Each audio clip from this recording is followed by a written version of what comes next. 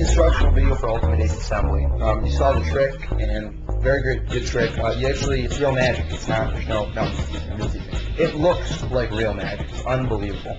It's about as good as an ace assembly can get. To begin, you're going to have 4 aces, and what we're going to need for this trick, I'm going to grab it out from here, is double stick tape. Whatever kind you'd like. In this case, I've just got permanent double stick tape, and this is very good stuff. You're going to need this for a lot of tricks anyway. I recommend getting it. Here's how this trick works. There's a lot of setup involved, but it's well worth every minute you're going to spend setting up. You're going to take out 4 aces from the deck. In my case, the ace of spades is my favorite.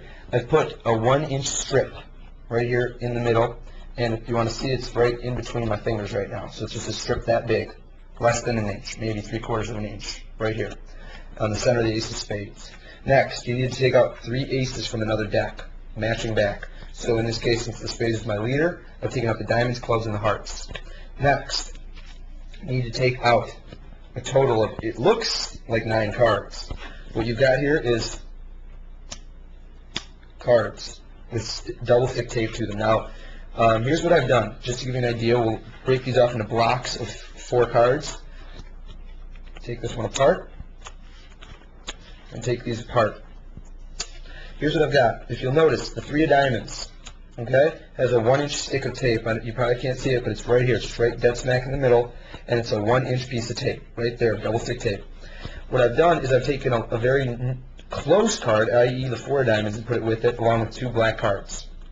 You're going to take and stick these together, give a light push, you're fine. Boom, put that aside. I've taken the 8 of spades, 1-inch strip of tape, and I've used the 6 of spades. They don't have to be exactly the same. You don't need duplicates. If you want, you can go the extra mile and use duplicates. It's not necessary. Nobody's going to remember.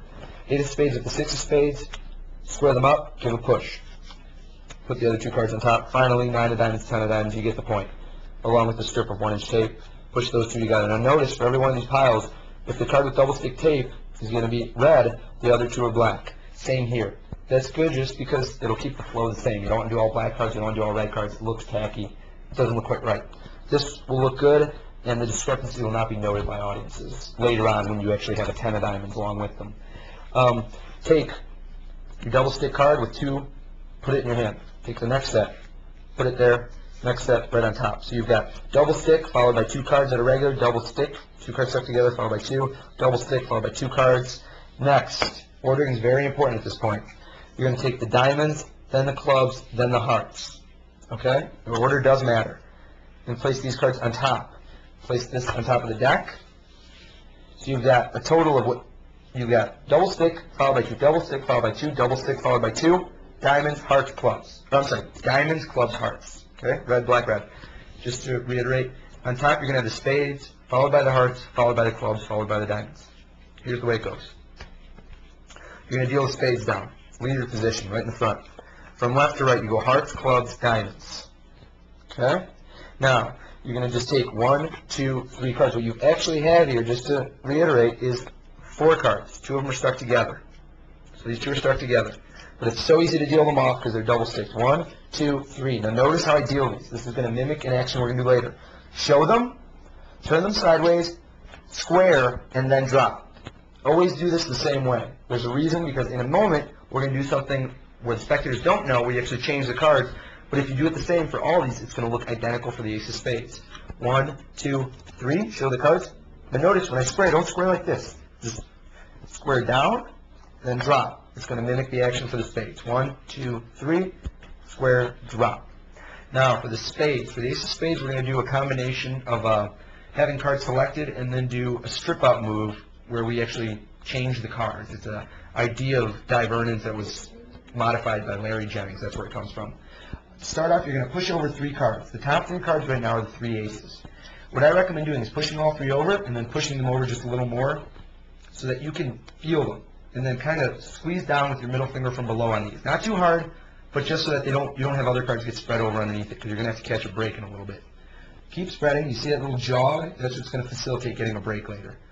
Have 1, 2, 3 cards up jogged. Okay, you've out jogged 3 cards. Now, as you close up, okay, I'm just giving you exposed to you.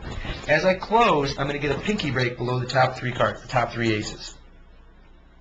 Now that's going to be done, of course, not like this. That's exposed. I'm going to close up here, and I'm going to close up at the same time as I turn up. Okay? So I'm going to be establishing this break as I move up. And what I'm going to do is I'm going to show the faces of the cards that they up-jog to the spectators. And from behind, here's what I do. My thumb is going to contact the break, okay, from below. I'm going to push the 3 cards up until they're almost in line with the cards that are, out of the deck that have been out-jogged. And then I'm going to pivot them around and turn my hand down as I do that and drop them all out-jogged for about 1/4 to 1/2 inch. And I'm going to push them in and catch a break under all 6 cards. I'm going to do that again just so you can really see it. It's a very important move. It's very important. It looks very natural as well. You're going to push out 1. This is at performance speed. 2, 3. I'm going to give you an exposed view. Just like so. It's exactly what it should look like. All it looks like is that you pull them out and turn them over. You've got a break under 6 cards. Push over 1. Okay? We've got a duplicate in this deck. You don't need a duplicate. That's just a mistake. Queen of Hearts, and a 9 of Hearts. So let's just move this over for the sake of the deck being correct. There we go. Don't know why there's duplicate. So let's say you now name them as you go. Go 2 of Diamonds, Queen of Hearts. Now obviously under this 9 you have 3 aces hidden. Don't show that. Just spread over. Go 2 of Diamonds, Queen of Hearts, 9 of Hearts. Now here's what you're going to do.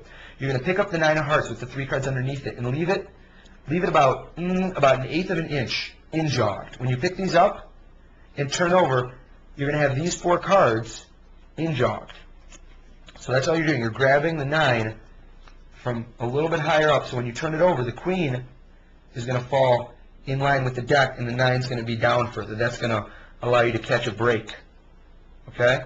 And then count them back in reverse order. Say, oh, the 2 of Diamonds, the Queen of Hearts, and now pick up all 4 cards as 1. Yep. Pick up all the cards as 1. I'm sorry, that's just going to be 2 cards at this point. My apologies. 2 cards as 1. Square them up and turn them over. And now notice that when I miscalled the cards, it makes sense because I just said 2 of Diamonds, Queen of Hearts. Look at the flow again. 2 of Diamonds, Queen of Hearts, 9 of Hearts. Hit, turn. It looks exactly like I just called the cards as they were. It's a discrepancy. I reverse called the cards. No one's ever going to notice that. It looks so